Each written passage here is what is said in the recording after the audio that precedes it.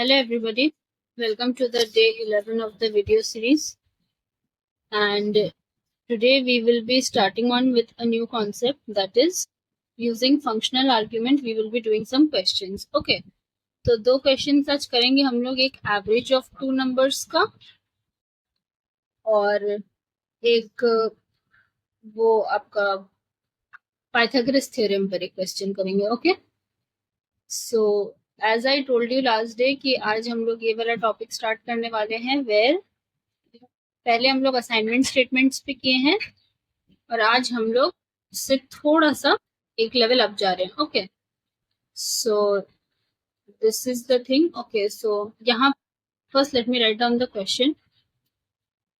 The question is write a program to find sum and average of three numbers by using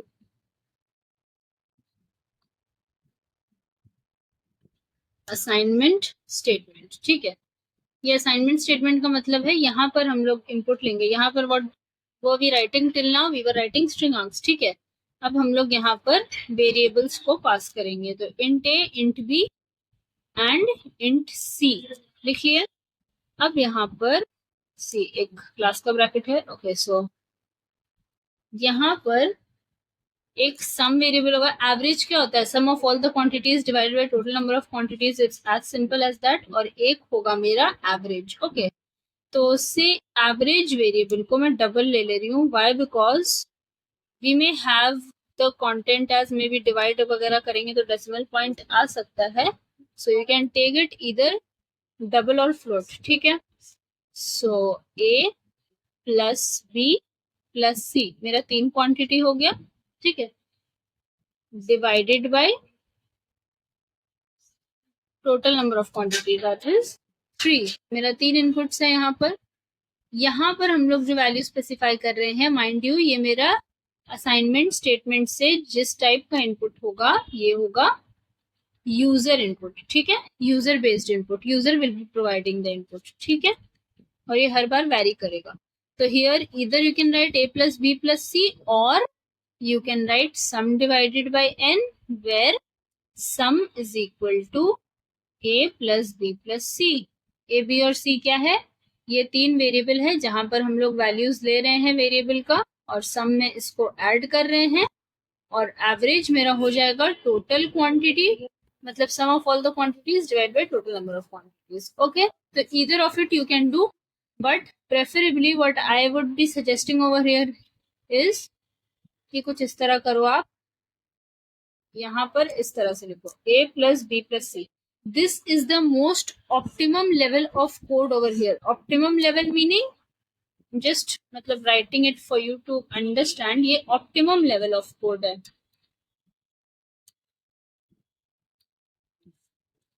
optimum level of code का मतलब होता है कि यहाँ पर आप सबसे लीस्ट मतलब लाइन और मेमोरी लेकर जो कोड लिख सकते हो.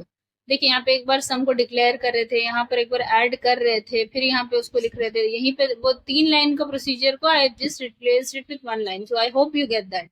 और यहाँ पर ये तीनों वेरिएबल का सम फाइंड कर रहे हैं. ओके, सो अब अगर लेट्स से आपको सम और एवरेज प्रिंट करना है तो how will you do that? system.println the sum of, again अगर आपको याद हो I made you do it like this.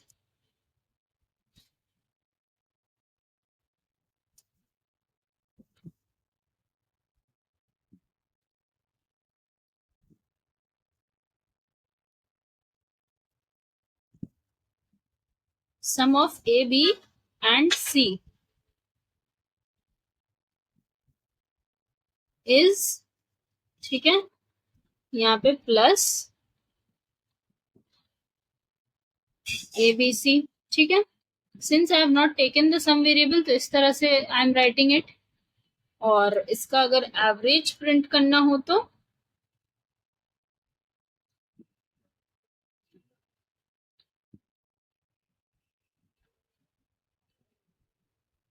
the average of the three numbers are plus ABG। ठीक है, ये लिख लिया, इसको कर लेते हैं कंपाइल।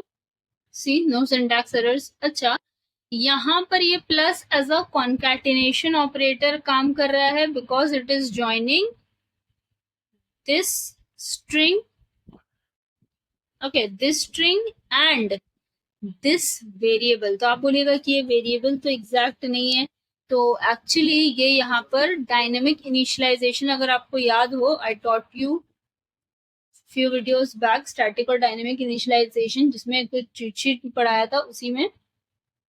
तो ये एक उस तरह से काम कर रहा है। Since I have not used sum is equals to a plus b, since ये वाला line I have not used over here line of code कम करने के लिए, तो यहाँ पर a प्लस बी प्लस सी लिखा because I am not storing it anywhere, isn't it.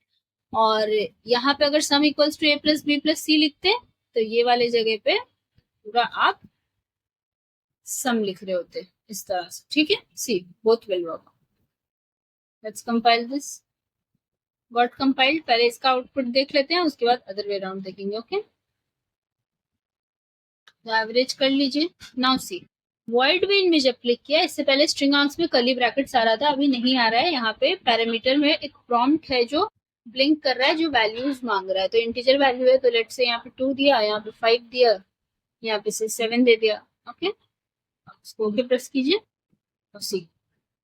तो द सम ऑफ, ओके वो स्पेस नहीं हुआ बीच में, 2, 5 and 7 is 14 and the average of the three numbers are 4.0। ठीक है, अच्छा वो 2, 5 और 7 कर दे, वरना वो 25 लगता है। यहाँ पर एक स्पेस हो, यहाँ पर भी एक स्पेस अटैच हो। Now it will work. C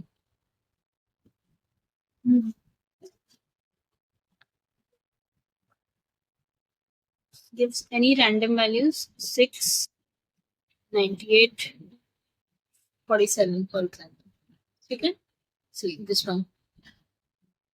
So the sum of 6, 9 and 8, 6, 98 and 47 is 151। ठीक है, 6, 98 और 47 दिया था इनपुट, और एवरेज जो है इसका 50 है। ठीक है, I hope this is understood. और अगर यहाँ से इस चीज को हटा देते हैं, इसको कमेंट कर दे रहे हैं, इसको कमेंट कर दे रहे हैं, और यहाँ पर ये लिख दे रहे हैं।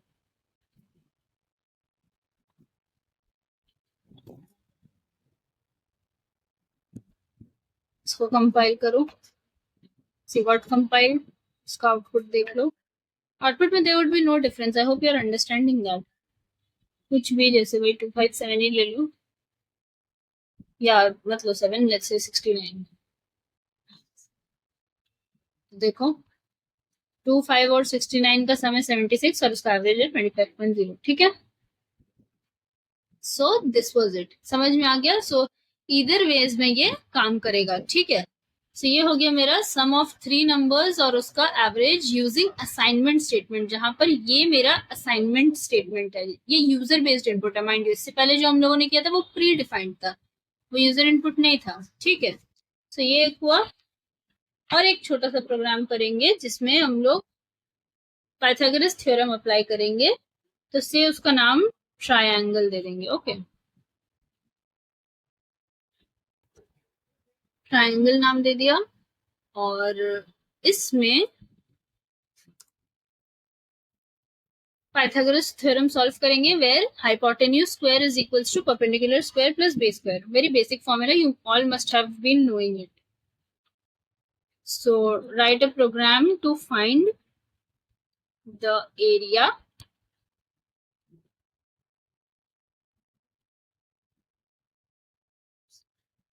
perimeter, okay, area and perimeter, area and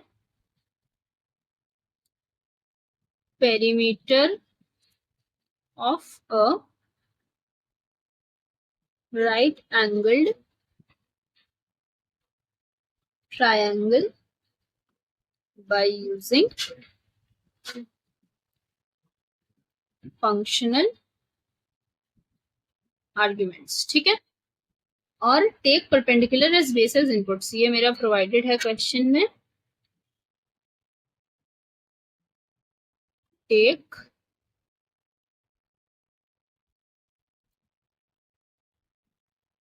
perpendicular and base as inputs, ठीक है। ओके, सो अब इसको सॉल्व करना स्टार्ट करते हैं, ठीक है। कंटिन्यूएशन उसका I have written it below. तो आप वो ट्रायंगल को याद कीजिए, राइट एंगल ट्रायंगल मेरा दिखता कैसा है। Just a minute.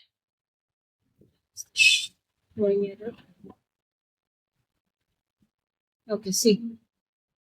So right angle triangle, I hope you know how it looks like. Still अगर आप भूल गए हो तो let me show you.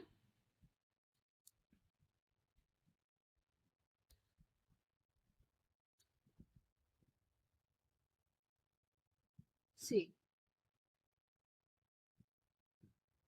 This is how it looks, isn't it? This one.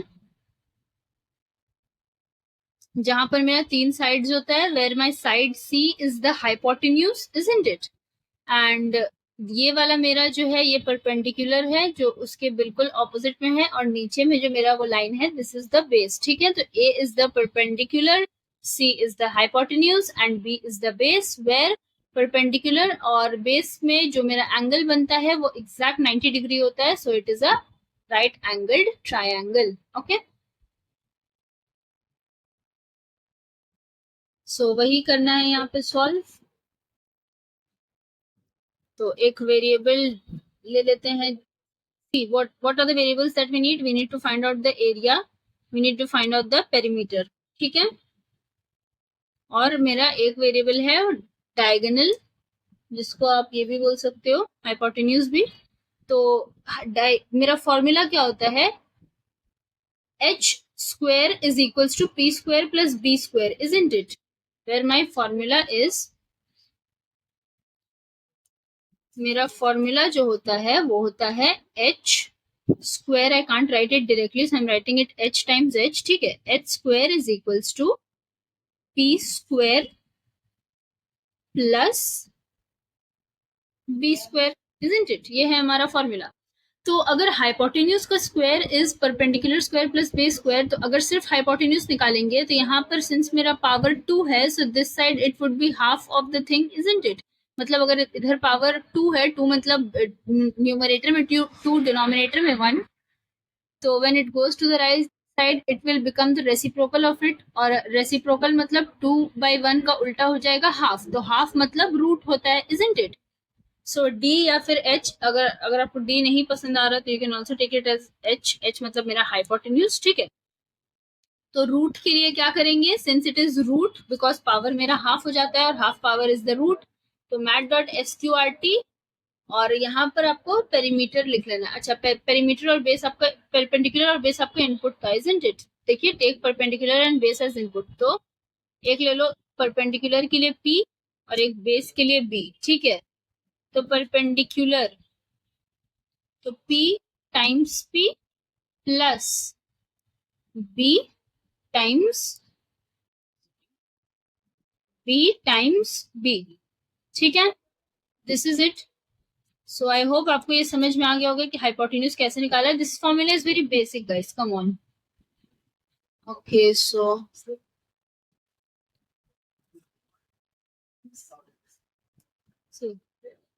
this is the formula, hypotenuse square is equals to base square plus perpendicular square, where hypotenuse is equals to root over base square plus perpendicular, isn't it? Perpendicular square and base square का।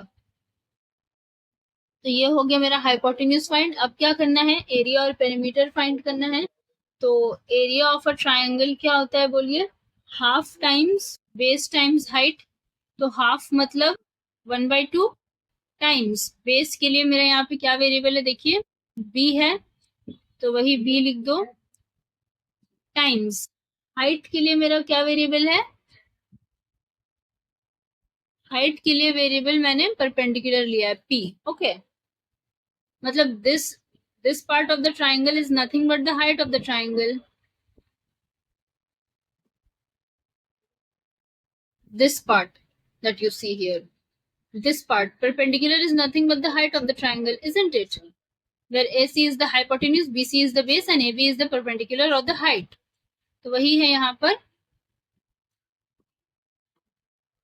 Okay, P times B half into base into height. अब देखिए double का क्या है, data type R double है area का, तो आप इसको 1/2 डिवाइडेड बाई 1.0 डिवाइडेड बाई 2.0 भी लिख सकते हो, और you can also leave it like this. वो खुद ब खुद टाइप कास्ट हो जाएगा implicitly. Okay, that will not create any problem.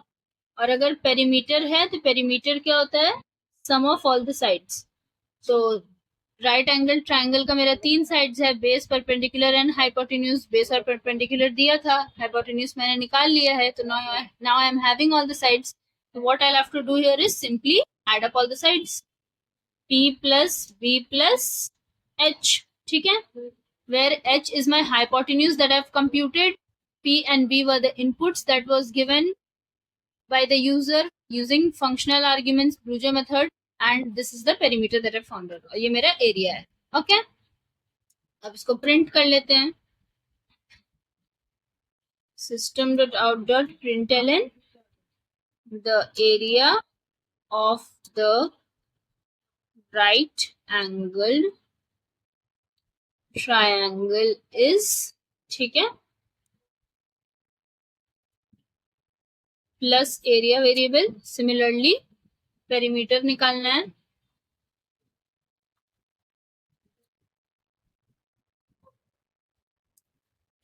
यहाँ पर पेरीमीटर कर दो, और यहाँ पर वेरिएबल देखो, यहाँ पे क्या नाम है मेरा वेरिएबल का, peri. So I'll use this over here. ठीक है, now compile this. Got compiled, no syntax errors. अब इसको एग्जीक्यूट कर लेते हैं.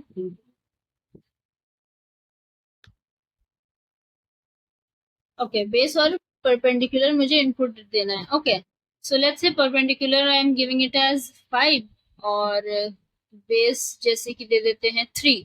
ओके, देख लो, this is the output. area of the, okay, I have given a very small value, hence वो area को 0 बोल रहा है. Or is it a runtime error? Wait, let's check with some huge values. Is it 30 and 25? Okay, area का output मेरा गलत आ रहा है. So I think this part is creating a problem.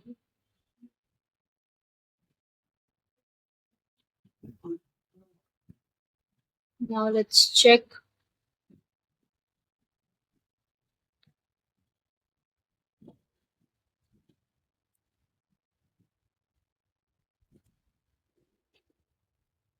See, अब ठीक आ रहा है. Area of the triangle is 37.5 and perimeter is 94 point something. ये वाला ठीक है. Area 0 क्यों आ रहा था? Because I did not give there, मतलब 1/0 divided by 2.0, तो वो कुछ इशू क्रिएट कर रहा था at this point. ठीक है, आउटपुट से समझ में आ गया होगा आपको. ओके, सो ये था हमारा कुछ क्वेश्चंस यूजिंग फंक्शनल आर्ग्यूमेंट्स और BlueJ method. This was the BlueJ method का तरीका. ठीक है, Bluger method or the functional argument method.